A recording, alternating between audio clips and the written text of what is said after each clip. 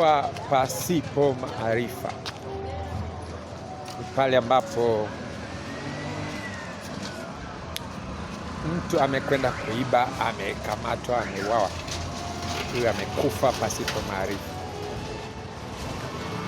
Kufa pasipo maarifa panatokea, unajua kabisa huyo ule naye ni mume wa mtu au ni mke wa mtu, unamfuatilia. Kufa pasipo maarifa ni pale ambapo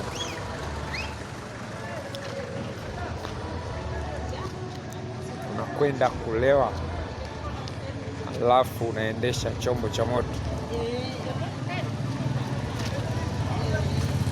Mwezi huu wa 12 na wa kwanza nitakuwa nachambua upate kuzijua siku zako za kuishi duniani. Kila mwanadamu anapaswa kujua siku zake za kuishi duniani zimebaki ngapi, ili ukishazijua una uwezo wa kuziongeza ama kuzipunguza mwenyewe. Biblia inatuambia Daudi alipotaka kulala alipata nafasi hata ya kuita ndugu zake, kuita watoto na kutoa mausia ya mwisho, kwa maana ya kwamba alikuwa anajua siku yake ya kufa.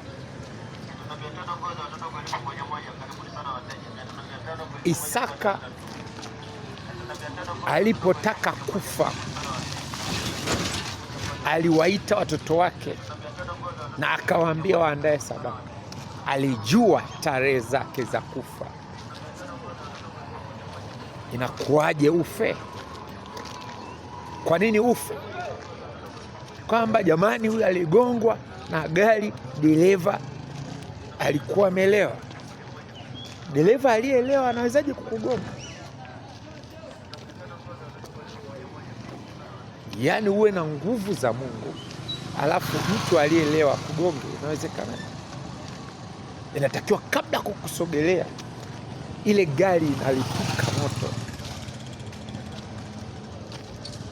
Hebu tamka, sema, sitakufa mwaka huu, siku zangu bado zipo. Kataa, sitakufa, nitaishi. Wanaokutegeshea ajali, hiyo ajali inatakiwa iwapate wao na familia zao.